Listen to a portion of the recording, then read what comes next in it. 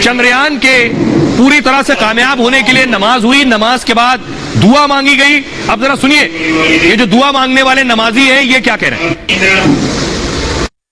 जी बिल्कुल एक खुशी का माहौल है, बल्कि हम लोगों की तो ये दुआ थी जब ये लॉन्च हुआ था रॉकेट, तभी से सब दुआओं का जिक्र कर रहे हैं कि यकीन था कि ये चंद्रयान पहुंचेगा और ये पहुंच के कल दिखाएगा। एक बहुत बड़ी खुशी हम लोगों को महसूस हो रही है कि हमारे देश का नाम रोशन होगा कि एक चंद्रयान, और ये जो हमारे साथी हैं इनकी भी यही एक कोशिश है कि हम भी आगे चल के साइंटिस्ट बने और इसी तरह हम अपने देश का नाम रोशन करें। हम लोग ने नमाज में ये दुआ की है कि इंशाल्लाह अच्छे से लैंड हो जाए, और जो भी हमको मालूम पड़ता है चांद पे नई रिसर्च होती है उससे हम लोग को फ़ायदा ही होने वाला है और काफ़ी इंडिया तरक्की करेगा उसके बाद। और हम लोग चाहते हैं कि ज़्यादा से ज़्यादा तरक्की हो। हम लोग भी साइंस पढ़ते हैं, हम लोग को भी पता है काफ़ी मुश्किल टास्क है ये इंडिया के लिए, और ये हो जाता है तो इंडिया इसरो जो है काफ़ी आगे चला जाएगा, नासा की टक्कर में आ जाएगा। भाई अब आपको दिखाते हैं, ये आप देख रहे हैं अहमदाबाद के छात्रों को आप देख रहे हैं जो चंद्रयान के लिए प्रार्थना कर रहे हैं अहमदाबाद में। अगली तस्वीर दिखाई जरा, उरी की तस्वीर आप देख रहे हैं। उरी में स्टूडेंट तिरंगा लिए हुए हैं और चंद्रयान के पूरी तरह से सक्सेसफुल होने की कामना कर रहे हैं। अगली तस्वीर दिखाई जरा। भाई अब मैं आपको दिखाता हूं कि आखिर जब बच्चों की बात हो रही है, छात्रों की बात हो रही है, तो मैं आपको बताने जा रहा हूं कि आखिर कभी आपने सोचा है कि भारत का कनेक्शन चांद के साथ एक और भी है। बचपन में हमारे देश में बच्चों को लोरी सुनाई जाती है, चंदा मामा दूर के। अब चंदा मामा हमारे लिए पास क्यों गए, लेकिन चांद को मामा क्यों कहते हैं, कभी आपने सोचा है?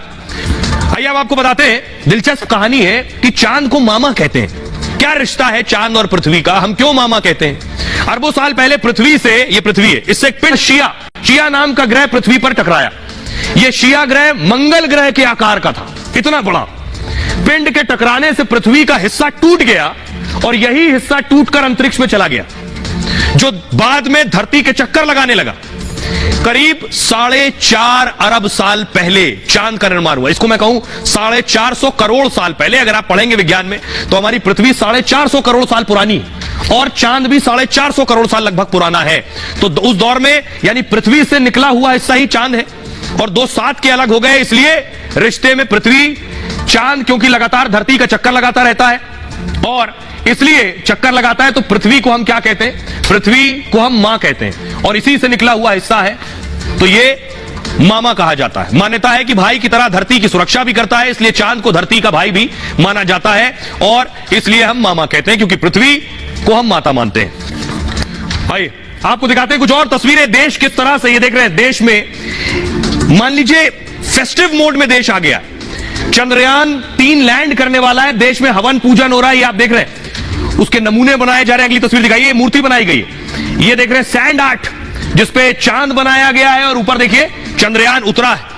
आपको बताने जा रहा हूं, मैंने आपको शुरू में बताया कि चांद को मामा क्यों कहते हैं। आपने यह भी सुना होगा कि चांद पर दाग है। आप अगर यहां से देखेंगे चांद तो आपको कुछ नजर आएगी, एक आकृति। यह दाग कैसे चांद पर आया है? चंद्रमा पर उल्का पिंड दरअसल गिरते रहते हैं, उल्का पिंडों की वजह से चांद पर गड्ढे बन गए। ज्वालामुखी विस्फोट से भी चांद पर गड्ढे बने हैं और इन गड्ढों को वैज्ञानिक भाषा में क्रेटर कहते हैं। क्रेटर एवरेस्ट की ऊंचाई जितने गहरे होते हैं, चंद्रमा पर करीब 14 लाख गड्ढे हैं और 9000 से ज्यादा गड्ढों की पहचान कर ली गई है। यही क्रेटर धरती से आपको काले धब्बे की तरह नजर आते हैं। क्रेटर की परछाई भी काली दिखाई पड़ती है, इसके चलते भी चांद पर काले धब्बे दिखते हैं। यह है वजह चांद पर दाग की। खबरों में आगे बढ़ते हैं। आज की एक और बड़ी खबर है, आपको सीधे बिहार लिए चलते हैं। बिहार में वैसे ही घटना हुई जैसे पिछले दिनों नूह में। उस समय आखिरी 19 मिनट में क्या होगा ये आपको मैं बता देती हूं, क्योंकि तब इसरो से पूरी तरह संपर्क टूटेगा। इसरो से चंद्रयान 3 कमांड नहीं लेगा, क्योंकि आखिरी 19 मिनट में जो ऑनबोर्ड सिस्टम है उससे ही निर्देश मिलेंगे चंद्रयान 3 को। चंद्रयान का जो लैंडर है वो स्पीड कंट्रोल करेगा, यानी लैंडर ही सारा काम करेगा। अंदर एक एल्गोरिथम फिट है, उसके हिसाब से ही सब कुछ होगा। जो मेरे साथ वैज्ञानिक जुड़ेंगे वो बेहतर बताएंगे, लेकिन सेंसर और कैमरे से सुरक्षित जगह लैंडिंग ये लैंडर ही निर्धारित करेगा और खुद सॉफ्ट लैंडिंग के लिए जगह भी ढूंढेगा। कहां लैंडिंग करनी है ये लैंडर तय करेगा और लैंडर के चारों इंजन बारी बारी से चलेंगे। ये भी क्योंकि पहले कहा गया 2 इंजन चलेंगे, अगर कोई खराबी होती है तो बाकी 2 इंजन चलेंगे। अभी तक चारों थ्रस्ट बूस्टर्स वहां पर बढ़ा रहे हैं स्पीड, लेकिन अब उस स्पीड को उल्टा करके कैसे धीमे किया जा रहा है, स्पीड को कम किया जाएगा जिससे धीरे धीरे कर वो लैंडिंग के लिए तैयारी कर सके। सिर्फ 24 घंटे का समय बचा है। एक जगह आएगी जहां स्पीड शून्य हो जाएगी, यानी स्पीड बिल्कुल खत्म हो जाएगी। उसी पॉइंट से लैंडर कैसे स्कैनिंग शुरू करेगा, कहां पर उसे लैंड करना है, और कहीं बड़ी चट्टान या गड्ढा तो नहीं है, क्योंकि वो आखिरी समय पर कोई दिक्कत खड़ी कर सकता है। इस बार लैंडर के पैर काफी मजबूत बनाए गए हैं। पिछली बार क्रैश हुआ था, इस बार इसरो चीफ कह रहे हैं कि कोई दिक्कत भी आती है तब भी ये लैंडिंग होगी। तो सोचिए कि किस तरह से लैंडर अगले आखिरी 19 मिनट में इसरो के संपर्क में नहीं होगा। लेकिन हमने एक ऐसा चंद्रयान 3 बना लिया है जिसको आखिरी क्षणों में किसी की जरूरत भी नहीं है, वो अपने आप लैंडिंग करने में सक्षम होगा। अब मैं आपको यह भी बताना चाहती हूं, क्योंकि मेरे साथ लोग जुड़े हुए हैं, लेकिन उससे पहले यह बताऊं कि अंतरिक्ष पर जाने की एक होड़ लगी है, लेकिन यहां हक किसका होगा? यह मालिकाना हक है क्या? इसलिए पूछ रही हूं क्योंकि 1967 में एक आउटर स्पेस समझौता हुआ था। ये मैं अपने दर्शकों के लिए बता रही हूं, यानी अंतरिक्ष को लेकर दुनिया के देशों में एक समझौता हुआ। अंतरिक्ष पर कोई भी देश दावा नहीं कर सकता है। 1979 में संयुक्त राष्ट्र का चंद्रमा समझौता हुआ, और इस समझौते में यह कहा गया कि अंतरिक्ष का कोई कमर्शियल इस्तेमाल ना हो, यानी इसका मतलब कोई व्यावसायिक इस्तेमाल नहीं होगा, कोई देश नहीं करेगा। लेकिन इस समझौते में अमेरिका, रूस, चीन ने साइन नहीं किया। ये वही 3 देश हैं जो चांद तक पहुंचे अभी, और तीनों देश अमेरिका, रूस, चीन चांद पर पहुंचे, इन्होंने समझौता नहीं किया। लेकिन अब भारत पहुंचेगा। यूएस का दावा, अमेरिका का दावा है कि चांद की रिसोर्सेज का इस्तेमाल किया जाना चाहिए, लेकिन जो बाकी 2 देश हैं उनका कहना है कि यूएस तय नहीं करेगा। लेकिन आपको बता दूं कि यूएस, चीन और रूस के साथ साथ अब भारत तय करेगा कि चांद की रिसोर्सेज के साथ क्या हो, क्योंकि अब चांद पर भारत भी पहुंचने वाला है। एक बार मुझे लगता है तालियों के साथ इस बात को लोगों को बता दीजिए, जरा कट करिए उन्हें, तालियों के साथ बता दीजिए कि चंद्रयान को लेकर क्या गर्व की अनुभूति आप करते हैं। यह रिपोर्ट पहले देखिए, फिर महाभारत।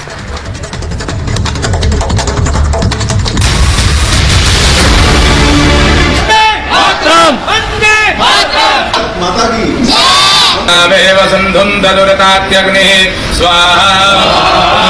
उसी वक्त प्रधानमंत्री मोदी साउथ अफ्रीका के जोहानिसबर्ग में होंगे, जहां वो कई दिग्गजों के साथ ब्रिक्स सम्मेलन में चंद्रयान 3 की कामयाबी का जश्न मना रहे होंगे। हमेशा की तरह वैज्ञानिकों का हौसला बढ़ाएंगे। देश की स्पेस में क्षमता बढ़ रही है तो देश की डीप सी मिशन में भी सफलता के साथ आगे चल रहा है। चंद्रयान की गति हो, मून मिशन की बात हो, विमेन साइंटिस्ट उसका नेतृत्व कर रहे हैं। 15वें ब्रिक्स शिखर सम्मेलन में मोदी के साथ ही रूसी राष्ट्रपति पुतिन भी जुड़ेंगे। इस दौरान तमाम दिग्गजों की नजरें मोदी पर होंगी, और पुतिन की भी, क्योंकि उनका लूना मिशन फेल हो गया। रूस ने चांद के दक्षिणी ध्रुव पर पहुंचने की रेस लगाई थी। सबसे पहले पहुंचने की कोशिश में जल्दबाजी में मिशन लॉन्च किया, मगर लूना 25 यान क्रैश हो गया, और 47 साल बाद चांद पर पहुंचने का रूसी सपना टूट गया। आपको जानना हो कि कितनी टेक्निकली वो मुश्किल है, तो आप देख सकते हैं कि रशिया, जिसको इतना सारा एक्सपीरियंस है चांद पे जाने का, उसका भी मिशन फेल हो गया है। तो कोई आसान सी चीज नहीं है, मगर जरूर होगी। इसरो जरूर हमको नई जानकारी देगा चंद्र के बारे में, और हम सब उत्साहित हैं कि अगले हफ्ते से हमको कुछ चंद्र के बारे में ऐसा जानने को मिलेगा जो आज तक हम नहीं जानते थे। फ्रांस के अंतरिक्ष वैज्ञानिक फ्रैंक मार्शस के मुताबिक सॉफ्टवेयर की गड़बड़ी से दिक्कतें आई। लूना से 10 घंटे एजेंसी का संपर्क नहीं हुआ। बेकाबू रफ्तार के चलते लूना चांद पर क्रैश हो गया। इसरो ने इस तरह की गलती को भागते हुए पहले ही तोड़ निकाल लिया है, ताकि ऐन मौके पर कोई दिक्कत न आए। इसरो आखिरी 19 मिनट में कमांड नहीं देगा। चंद्रयान 3 अपने मुताबिक ही फैसले लेगा, स्पीड कम कर स्कैनिंग करेगा, फिर लैंडिंग। इस काम के लिए इसरो ने सिस्टम को डिजाइन ही इस तरह से किया है कि किसी भी परेशानी से लैंडर खुद हालात के मुताबिक काम कर सके। जो लैंडर के अंदर जो प्रोग्रामिंग सीक्वेंस हमने रखे हैं, प्रोग्रामिंग मेथोडोलॉजीज, उसमें अगर कंटीजेंसी ऑपरेशन करना पड़े तो उसकी भी तैयारी हम पूरी करके बैठे हैं। कोई भी अनफोर्सिन कंडीशन आ जाए, सिचुएशन आ जाए, तो उस वो फेलियर में से बाहर निकल के भी हम सक्सेस पा जाए, उसके लिए तैयारी पूरी की है। यानी हर चुनौती से निपटने का पूरा प्लान तैयार है। इसरो के मुताबिक तो फिलहाल सब ऑल इज वेल है, और आगे भी ऐसा ही रहेगा। यानी अब की बार चांद जीत कर ही रहेंगे, क्योंकि सबको है विश्वास हम होंगे कामयाब। Bureau report, Republic Bharat. जैसा आपने सुना, सबको है विश्वास हम होंगे कामयाब। ये जो आज भारत माता की जय आप सुन रहे हैं, ये नारे दिल से निकल रहे हैं और एक प्रार्थना के साथ भी निकल रहे हैं। वो प्रार्थना ये कि कल जब चंद्रयान 3 की लैंडिंग हो तो वो सफलता पूर्वक हो जाए। मुझे लगता है कि हर घर में यही प्रार्थना है, यही दुआ है। इसी के साथ जरा मेहमानों का परिचय भी करा देती हूं। मेरे साथ सृजनपाल सिंह जी जुड़ रहे हैं, साइंटिस्ट हैं और फाउंडर कलाम सेंटर और सीईओ हैं होमी लैब के। बहुत बहुत स्वागत सृजन जी आपका। मेरे साथ एम्बेसडर दीपक बोरा हैं, बहुत तालियों के साथ स्वागत कीजिए उनका। प्रोफेसर कपिल कुमार थोड़ी देर में हमारे साथ जुड़ेंगे। दीपक सैनी जी हैं जो कि कवि हैं और आज के दिन उस भावना को अपने शब्दों में पिरोएंगे जो हर हिंदुस्तानी महसूस कर रहा है। और मुझे लगता है आचार्य शैलेश तिवारी जी, आज आप ये जरूर बताइएगा कि ज्योतिष का क्या कनेक्शन है चांद से। देखिए आज जो हमारे मेहमान हैं, एक एक करके चांद को ज्योतिषियों ने किस तरह से देखा है, चांद को वैज्ञानिक कैसे देखते हैं, चांद को लेकर कविताएं इतनी बनी तो कवि कैसे देखते हैं, और इसी के साथ साथ एम्बेसडर वोरा आप जरूर बताइए कि चांद पर उतरने की उपलब्धि से दुनिया हमें कैसे देखेगी। ये बड़ा सवाल आपके लिए होगा। लेकिन मैं शुरुआत एक बार सृजन जी आपके साथ कर रही हूं। जरा ये बता दीजिए, आखिरी क्षण 19 मिनट जिनका हम जिक्र कर रहे हैं, जब इसरो से कोई कांटेक्ट नहीं होगा या फिर मैं कहूं इसरो की कमांड नहीं सुन रहा है उस चंद्रयान, उस समय क्या होने वाला है? देखिए, जो हमारी लैंडिंग है शेड्यूल्ड 6:05 के 4 मिनट के आसपास, उसके ठीक 2 घंटे पहले प्रोग्राम एक्टिवेट कर दिया जाएगा और उसके बाद जो हमारा विक्रम लैंडर है उसको ये मैसेज मिल जाएगा कि इस बार जब वो चंद्रमा का चक्कर लगाना शुरू करेगा, जब वो कम डिस्टेंस पे आएगा, 25 से 30 किलोमीटर की दूरी पर आएगा, तो उसको स्पीड और कम करके चंद्रमा पे उतरना शुरू करना है। अब इसके बाद पॉइंट ऑफ नो रिटर्न है। इसके बाद इसरो के हाथ से, ये जो इंसान के हाथ से कंट्रोल जा करके मशीन के हाथ में चला जाएगा, जो आर्टिफिशियल इंटेलिजेंस है चंद्रयान पर, उसके हाथ में चला जाएगा। शुरू ऐसा होगा कि जो 6000 किलोमीटर प्रति घंटे की स्पीड से जो हमारा चंद्रयान है वो तेजी से मूव कर रहा होगा। 6000 किलोमीटर बहुत ज्यादा होता है, it's about 8 times the speed of an airplane. तो हवाई जहाज की जो स्पीड है उससे 8 गुनी स्पीड पे चल रहा होगा उस समय, और अब वो नीचे उतरना शुरू करेगा। इस समय उसके चारों इंजन चल रहे होंगे और वो 6000 की जो स्पीड है उसको घटा करके 1200 किलोमीटर प्रति घंटे, यानी कि अब लगभग 1/4 1/5 हिस्से तक लाने की कोशिश करेगा। उसके बाद जब जो ऊंचाई है इस समय लगभग 7 किलोमीटर हो जाएगी, उसके बाद उस समय जो बहुत तेजी के साथ नीचे भी गिरना शुरू हो जाएगा क्योंकि गुरुत्वाकर्षण का असर हुआ है। इस समय उसकी नीचे गिरने की स्पीड 200 किलोमीटर प्रति घंटे की हो जाएगी। 12000 ऐसे, 200 किलोमीटर ऐसे। अब शुरू होगा उसका मुड़ना, 2 इंजन बंद होंगे और जो पोजीशन उसकी ऐसी थी अब ऐसी हो जाएगी। यानी कि अब इंजन उसकी वर्टिकल स्पीड, उसकी ऊपर से नीचे जाने की स्पीड है, उसको काटना शुरू करेंगे और हमें 800 मीटर के लगभग की ऊंचाई पर इतना स्पीड काटना है कि हर तरफ से स्पीड 0 हो जाए और करीब 10 सेकंड के लिए हमें ठहर जाना है। 800 मीटर क्यों? क्योंकि अब धूल उड़नी शुरू हो जाएगी। हमें जल्दी से फोटोग्राफ लेनी होगी नीचे की और कंपेयर करना होगा कि जो हम जहां उतरना चाहते हैं क्या हम वहीं उतर रहे हैं, और ये सब कंप्यूटर कर रहे हैं, हम कुछ नहीं कर रहे हैं। जैसे ही हमें गो का सिग्नल मिलेगा हम और नीचे जाना शुरू करेंगे। 150 मीटर पर हम डिसाइड कर लेंगे कि क्या हमें यहीं उतरना है या हमें आसपास कहीं और जगह उतरना है। अब याद रहे इसी फेज के थोड़ा पहले ही चंद्रयान 2 हमारा फेल हुआ था और 150 मीटर में जब हम ये असर्टेन कर लेंगे, श्योर हो जाएंगे कि हमें यहीं उतरना है, सेफ है, तो हम धीरे धीरे 10 किलोमीटर प्रति घंटे से कम की स्पीड पे लैंड करना शुरू करेंगे और जो उसके लेग्स हैं उस पे उसको लैंड करना होगा। वो कुछ देर रुकेगा क्योंकि धूल बहुत उड़ी होगी। देखिए चंद्रमा पे गुरुत्वाकर्षण कम है और धूल बहुत, मिट्टी जो है बहुत पतली होती है, तो बहुत तेज धूल उड़ेगी, गुबार उड़ेंगे और बहुत समय लगेगा उसको गिरने में क्योंकि गुरुत्वाकर्षण कम है। 3 घंटे तक लगभग हम रुके रहेंगे ताकि धूल छट जाए और फिर निकलेगा प्रज्ञान। तब निकलेगा प्रज्ञान और तब होगा चंद्रोदय हिंदुस्तान में, क्योंकि प्रज्ञान उतरेगा। मैं बार बार ये कह रही हूं और बहुत मैं हमेशा इस बात को जब भी कहती हूं तो हमेशा प्रार्थनाओं के साथ कहती हूं, क्योंकि प्रार्थना के साथ, इस उम्मीद के साथ कि कल जो 6:04 पर, क्योंकि इसी समय हम लोग आपस में बात कर रहे होंगे चंद्रयान 3 की सफलता के लिए, ऐसी मैं उम्मीद करती हूं, ऐसी प्रार्थना करती हूं। मैं एक बार शैलेश तिवारी जी, न जाने कब से ये तो कहते हैं विज्ञान और धर्म का आपस में 36 का आंकड़ा होता है, वो ज्योतिष का 36 का आंकड़ा होता है, लेकिन ज्योतिष में भी चंद्रमा को कितना महत्व दिया गया है जरा बताइए। चंद्रयान 3 जब कल लैंड करेगा उस समय को आप लोग कैसे देख रहे हैं? हर हर महादेव। 14 जुलाई 2023 2:35 दोपहर श्री हरिकोटा से चंद्रयान का प्रक्षेपण किया गया। उस समय वृश्चिक लग्न था और जो चंद्रमा की स्थिति है, चंद्रमा 7वें घर में वृष राशि में है और चंद्रमा की महादशा हो रही है, चंद्रमा की स्वयं की महादशा, और रोहिणी नक्षत्र है उस दिन जिसके स्वामी ग्रह जो है वह स्वयं चंद्रमा है। इसका मतलब यह सिद्धि योग देता है और यह सिद्धि जो दिखा रहा है मुझे निश्चित तौर पर मुझे लाभ की दृष्टिगोचर दिखा रहा है। इसमें अगर हम कैलकुलेशन करते हैं अंकों का तो 14/7/2023 इसका टोटल योग अगर हम लगाते हैं तो 3 आता है, जिसका स्वामी ग्रह बृहस्पति है और बृहस्पति और चंद्रमा आपस में गज केसरी राज योग देते हैं, प्रसिद्धि योग देते हैं, प्रसिद्धि योग देते हैं और राज योग देते हैं, यानी हिंदुस्तान के राज का समय, हिंदुस्तान की प्रशस्ति का समय। मुझे लगता है अगर आचार्य जी आप एक बार शंखनाद तो करिए, बिना शंखनाद के कैसे कल 6:04 का मुहूर्त तो निकल गया है, वो शंखनाद तो होना चाहिए।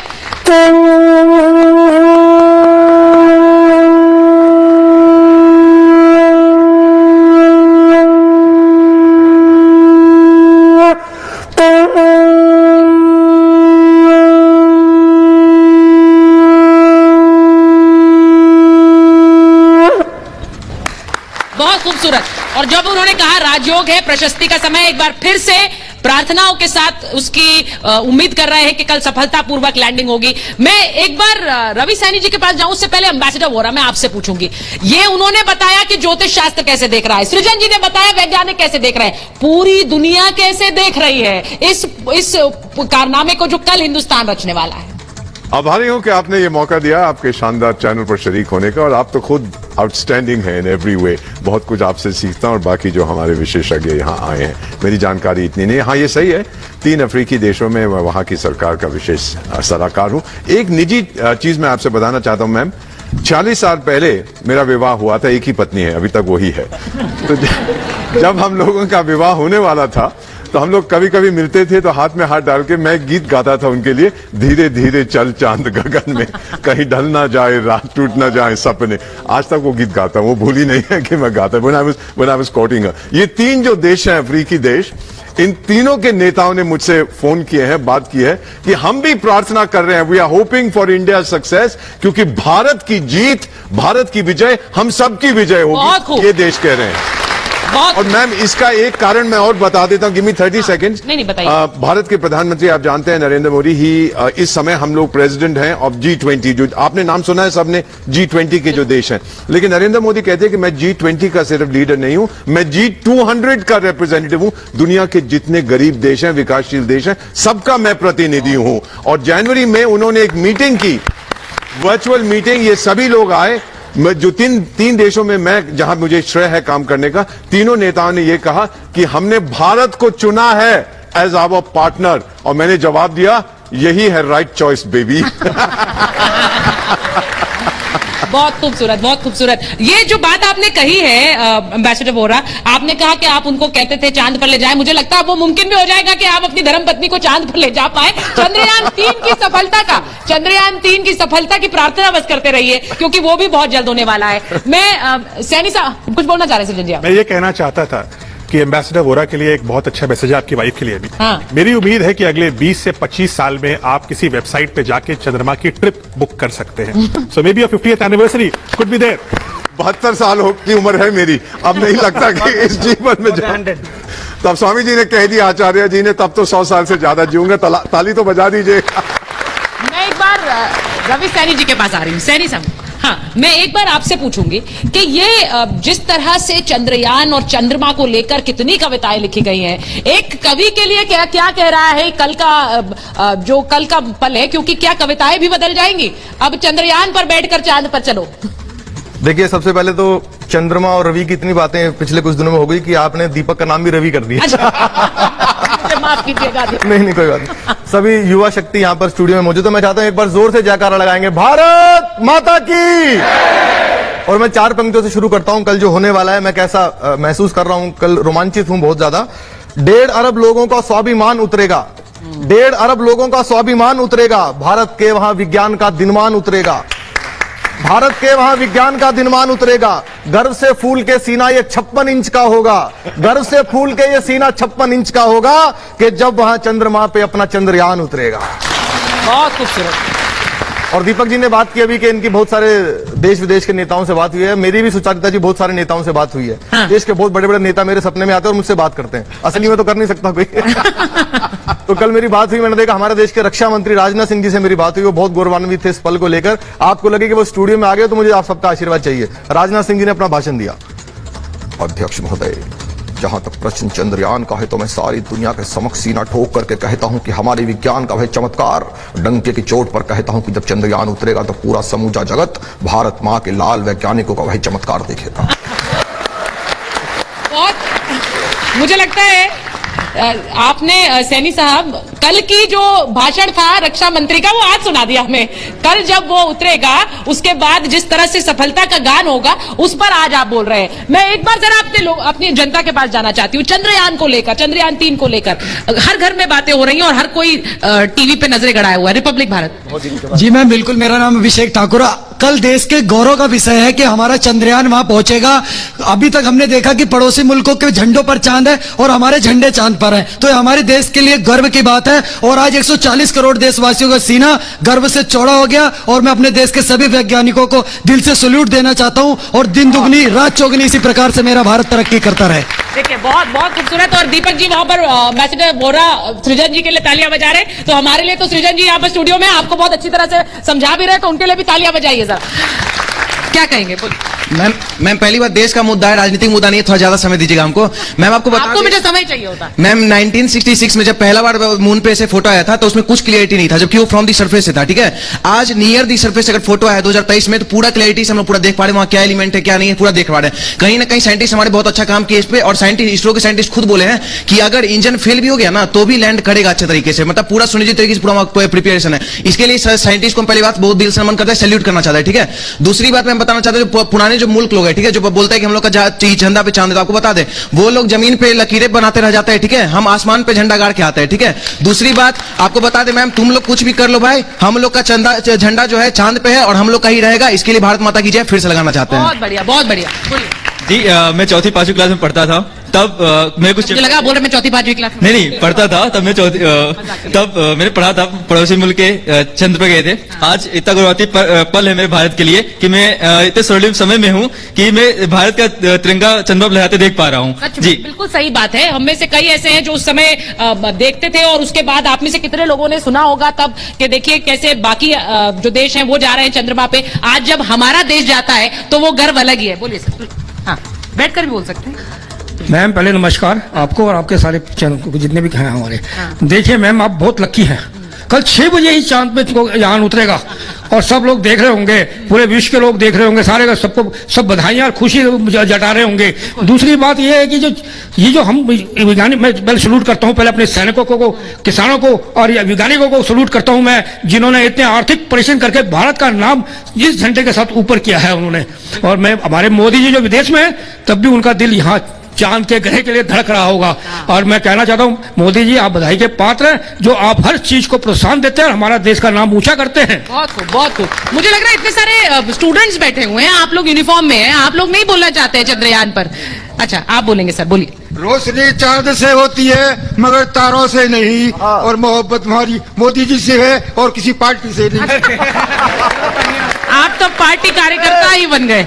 हाँ, सनातन। तो सबसे पहले मैम तो मैं कहना चाहता हूं कि हमारा चंद्रयान सकुशल मतलब वहां पर लैंडिंग करे, और प्रार्थनाओं का दौर जैसा कि पूरे देश में चल रहा है तो कहना चाहूंगा कि सभी देशवासी मतलब सकुशल लैंडिंग करे चांद पर हमारा चंद्रयान, क्योंकि प्रार्थनाओं से ही बहुत कुछ मुकम्मल हो जाता है। जो बात दवा से हो ना सके वो बात दुआ से होती है, जब कामिल मुर्शिद मिलता है तब बात खुदा से होती है। अच्छा एक बार जरा मृदुल के पास चलते हैं, एक बार जरा दिखाइए महेश, मृदुल के पास चलते हैं जरा कि चंद कदम पर चंद्रमा, चंद कदम पर चंद्रमा है, 14 दिन में क्या होगा वहां पर, जरा एक बार दिखा देते हैं अपने दर्शकों को।